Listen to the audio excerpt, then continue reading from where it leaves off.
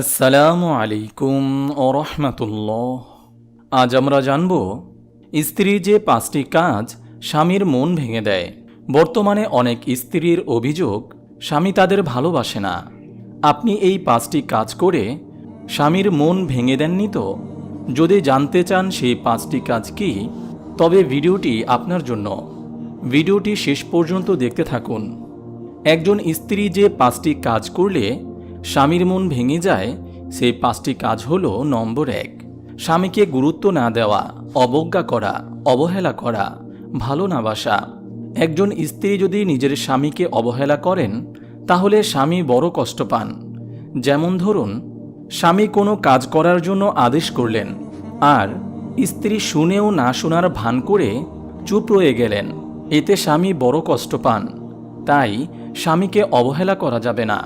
স্ত্রী স্বামীকে অথবা স্বামী স্ত্রীকে ভালো না বাসলে করণীয়: একবার এক ব্যক্তি হজরত ওমর রাদিয়াল্লাহু তাআলা আনহুর কাছে এসে বললেন, হে আমিরুল মুমিনিন, আমি আমার স্ত্রীকে তালাক দিতে চাই।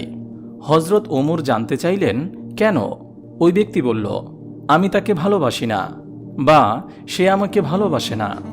হজরত ওমর রাদিয়াল্লাহু তাআলা আনহু তখন অসাধারণ একটি নসিহত পেশ করলেন।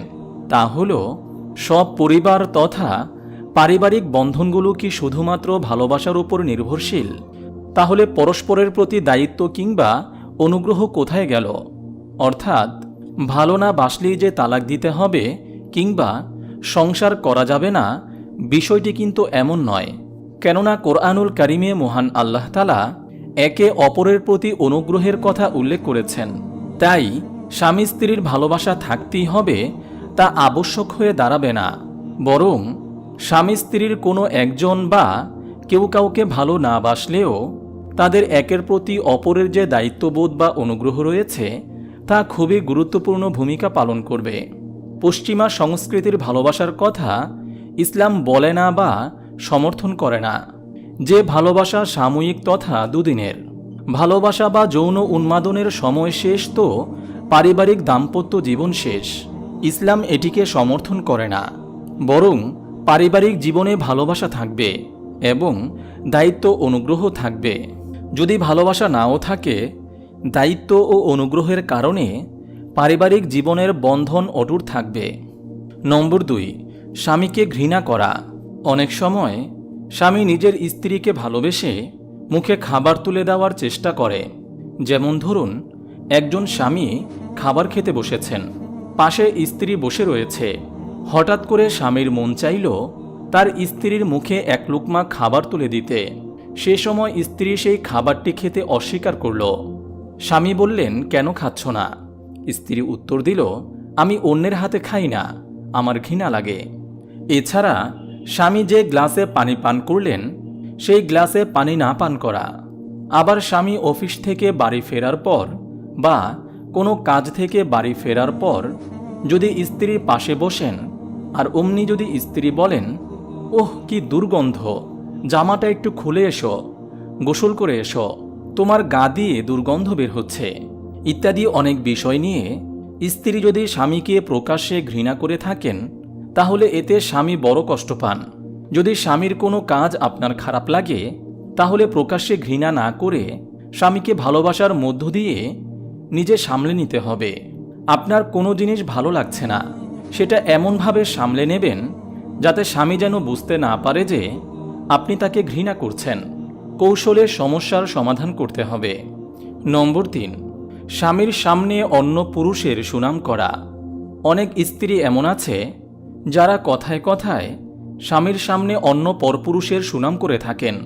বলে থাকেন, দেখো সে কত ভালো, সে কত স্মার্ট, সে কত সুন্দর, সে কত ইনকাম করে, তোমার দ্বারা কিচ্ছু হবে না, তোমাকে বিয়ে করে ভুল করেছিলাম, তোমার সঙ্গে ঘর সংসার করে তেমন শান্তি হয় না, ইত্যাদি।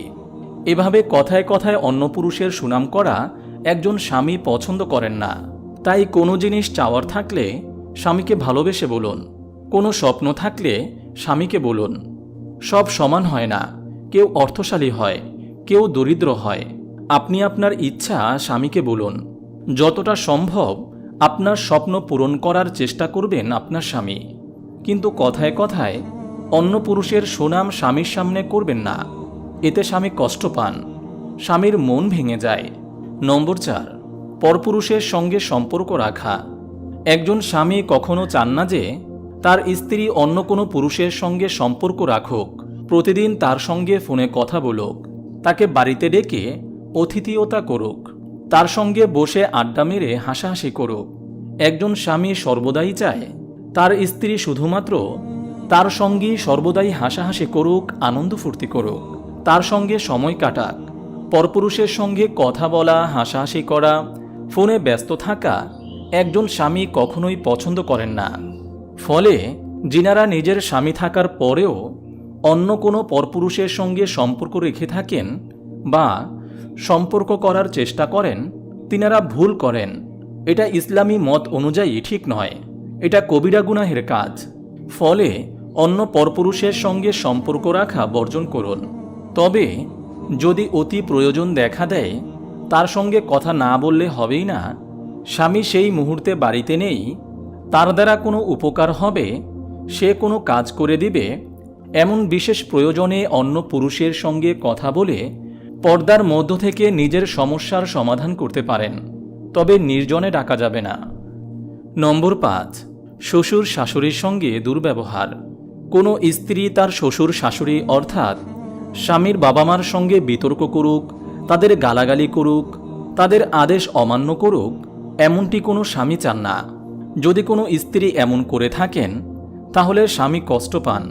হতে পারে অনেক ছেলে নিজের বউয়ের পাগল হয়ে কষ্ট নাও পেতে পারে, কিন্তু যারা সৎ চরিত্রের ছেলে তারা অবশ্যই কষ্ট পাবে। তাই তেমন করা কোনো স্ত্রীর জন্য উচিত নয়। কেউ যদি এই সমস্ত কাজগুলি করে থাকেন এবং স্বামীর মন ভেঙে থাকেন, তাহলে সেইগুলি বর্জন করে স্বামীর কাছে ক্ষমা চেয়ে নিন। দেখবেন আপনার স্বামী আপনাকে আবার ভালোবাসবে। হাদিসে আছে, কোনো স্ত্রী মারা যাওয়ার সময় তার স্বামী যদি তার ওপর খুশি থাকেন তাহলে সে জান্নাতি। অতএব স্বামীকে খুশি রাখা একজন স্ত্রীর কর্তব্য। সেই সাথে স্বামীকেও লক্ষ্য রাখতে হবে স্ত্রীর যেন কোনো সমস্যা না হয়। কঠিন সময়ে সব সময় স্ত্রীর সঙ্গ দেওয়া একজন আদর্শ স্বামীর কর্তব্য। কোনো স্বামী যদি জোর করে স্ত্রীকে অন্যায় কাজ করতে বাধ্য করেন তাহলে স্ত্রী তা শুনবেন না।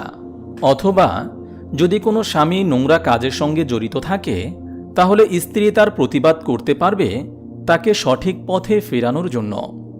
ইসলামে সবার অধিকার দেওয়া হয়েছে। কেউ কারো প্রতি অত্যাচার করতে পারবে না, কারো সঙ্গে দুর্ব্যবহার করতে পারবে না। প্রত্যেক মানুষের দায়িত্ব যার যা অধিকার তাকে দিয়ে দেওয়া। একজন স্বামীর কর্তব্য স্ত্রীর হক আদায় করা, আর একজন স্ত্রীর কর্তব্য স্বামীর হক আদায় করা। কেউ কারো হক নষ্ট করতে পারবে না।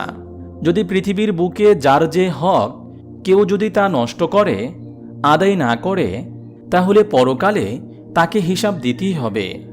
মহান আল্লাহ তাআলা আমাদের সবাইকে সঠিক বুঝার তৌফিক দান করুন। আমিন।